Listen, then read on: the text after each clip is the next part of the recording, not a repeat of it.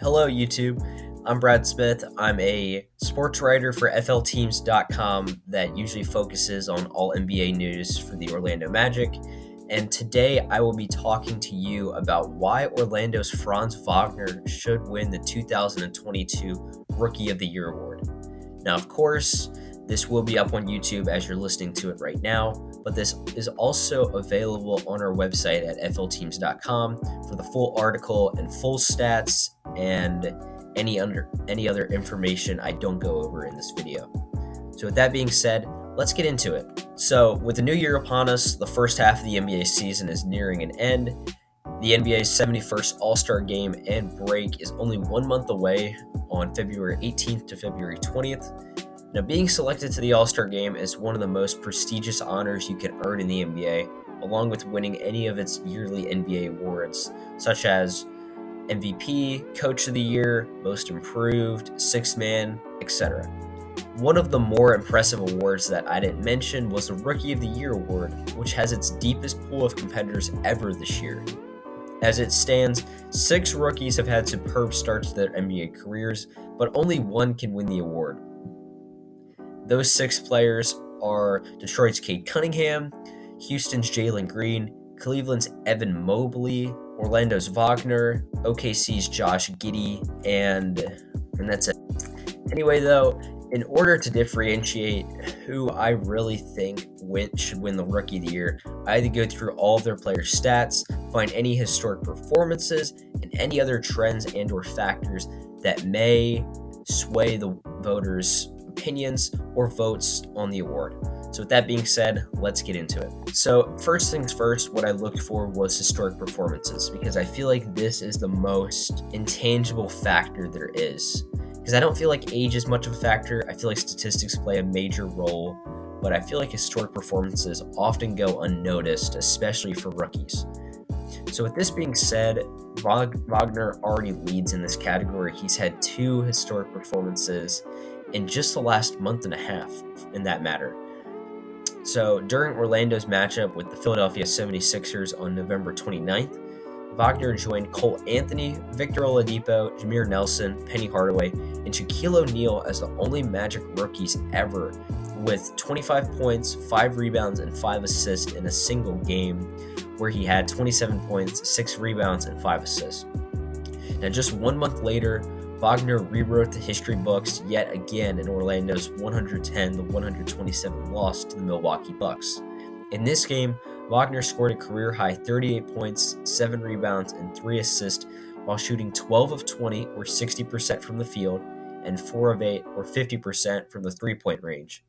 With that performance, Wagner joined Dennis Scott in 1990 and O'Neal in 1993 as the only other Magic rookies to score 38 points in the game. In that game, Wagner accumulated a 32.3 game score, which is also the highest by any rookie this season. So right off the bat, incredible performances by Wagner. Absolutely insane. And they've really showed that he has no holes in his game. He's just very well-rounded. And he's not just a 3-and-D wing. He can do so much more. He can facilitate. He can shoot the ball very well. He can play good defense. He's just a very well-rounded player. But so are all of the other rookies in this draft class, apparently. Well, unfortunately, some of these players have had historic performances just for the wrong reasons.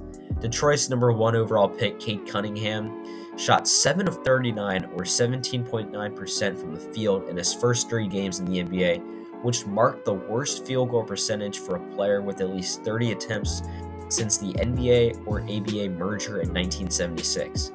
OKC's Josh Giddey, who was picked 6th overall, became the second player in NBA history to post a scoreless double-double, where he had 0 points on 8 field goal attempts, 10 rebounds, and 10 assists. Now, it is expected to see these rookies struggle in their first professional season, but like I said before, Wagner has just not shown any signs of that. Now, the next thing I looked for was statistics, which if you want the full statistics, you can find them on the article, which is titled Why Orlando's Franz Wagner Should Win the 2022 Rookie of the Year Award. Now, with this being said, I compared those 6 rookies that I previously mentioned. I compared 10 stats, which was games played, minutes per game, points per game, rebounds per game, assists per game, steals per game, field goal percentage, 3-point percentage, free throw percentage, and PER, or player efficiency rating. Now, with this being said, to keep it short and sweet, Orlando's Wagner and Toronto's Scottie Barnes dominate most statistical categories. In 8 of the 10 categories listed above, either Wagner and or Barnes leads it.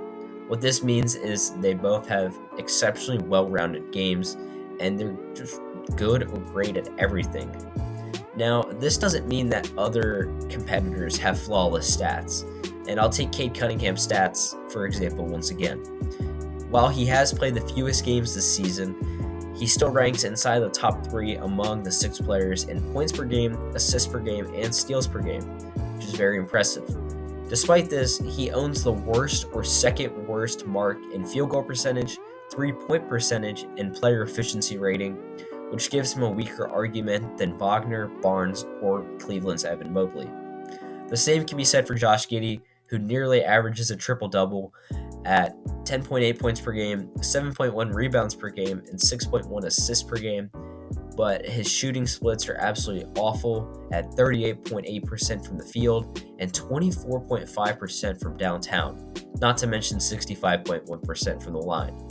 Now, the same thing kind of goes for Jalen Green, as he's also struggled shooting the ball 39.5% from the field and 31.6% from three-point range. But he also missed an entire month of play, suffering a strained left hamstring.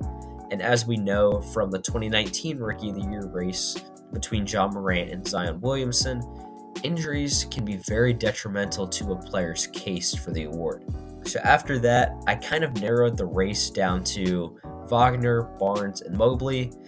And from here, I began to look at the brief history of the NBA's Rookie of the Year award to see if I could find any major trends between the last 18 Rookie of the Year winners and see if their team success had any impact, or their age, or some sort of factors that were very common throughout the last 18 years that could give us a clue on who may actually win the award.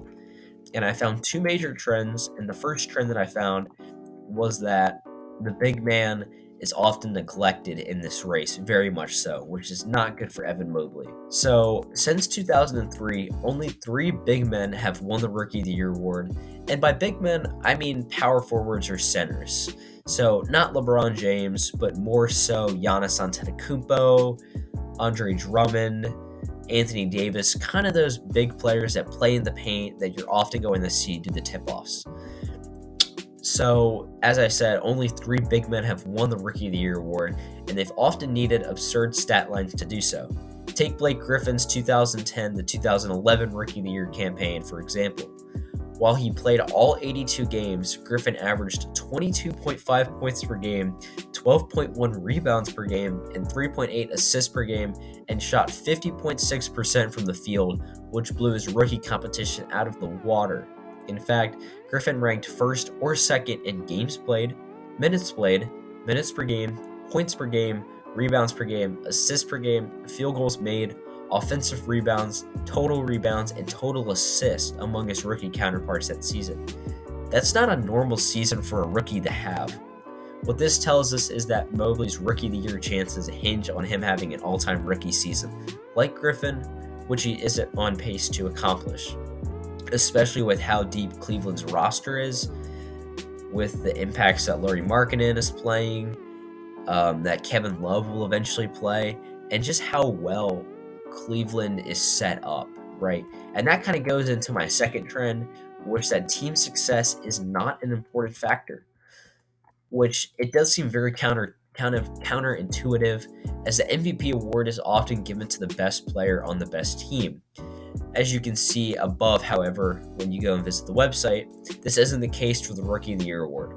Since LeBron James won the Rookie of the Year award with the Cleveland Cavaliers in the 2003 to 2004 season, only 3 players have won the award on teams with a record of 500 or better.